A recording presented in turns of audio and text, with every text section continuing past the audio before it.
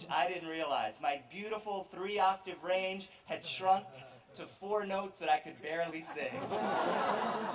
And that woman rewrote every single song within the 4 little notes that I could sing.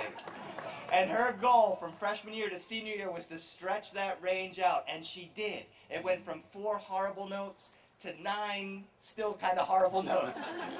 But she introduced me to music, and because I could kind of sing, I started to act in the musicals in school. And that's when I decided I wanted to be an actor. And wanting to be an actor made me discover storytelling, and I began to tell stories.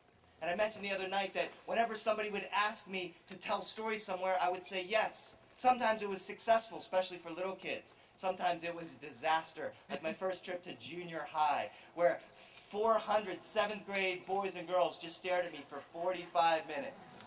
And when it came time for the end of the story, the only one who clapped was the woman who hired me.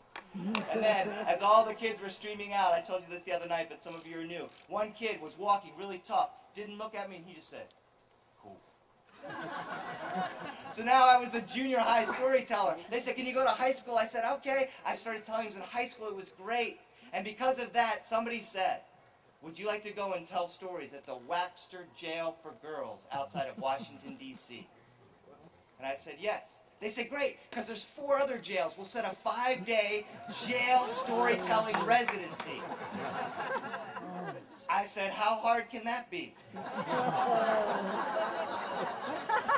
Now, I mentioned how hard junior high was. My first day at the Waxter Jail for Girls was a disaster. There was swearing and yelling and fighting and the guards and the speakers going off and a lockdown, and I was trying to tell my stories, and I didn't think I had any stories to tell these girls, and nobody clapped afterwards. They cut me off at 20 minutes even though they paid me for 40, and that night I did the only thing I could think to do. I wrote in my journal, and it was a poem that I wrote. Why? I don't know. It's just what happened. I did not write poetry as a kid or even as an adult. So the next day at the second jail, I was going to do it anyway, and I started telling it. It was still the same thing, and I just stopped, and I said, "This happened yesterday." And the honesty of that made those kids stop for a second. And I said, all I knew how to do was go home and write this, and I pulled out my journal, and I read the poem that I wrote the night before. I want to share with you that poem. At the Waxter Jail for Girls, she sat with her back to me, arms folded, head tilted, and I rooted, telling stories like, I got made fun of for speaking Spanish as a kid, and there was a family of mice that went on a picnic, and the mother barked at the cat, and the officers brawling on the phone, and one girl over here swearing to me said, "Yo, how the bleep long you in here for, son?"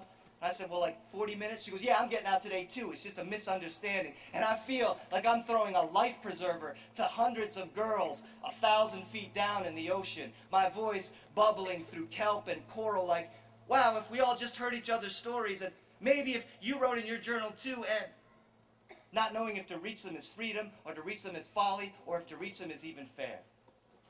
My words like bloody chum on the waves, bringing sharks of hope to devour what little chance they have left. And then I just stop, and I ask some stupid question, and that girl with her head tilted and her arms crossed, looking to the back wall, said, "Yo, son, you stuck it out." And I act like her reacting to me doesn't matter. And for a moment, me and her stand there on the bottom of the ocean with the soaking seaweed and the dying fish, just listening to a story for a second, before the guards appear and lead us both back to our cells. And after that moment, the kids looked at me and said, "Yo, you got any more stuff like that?" I said, "No." Well,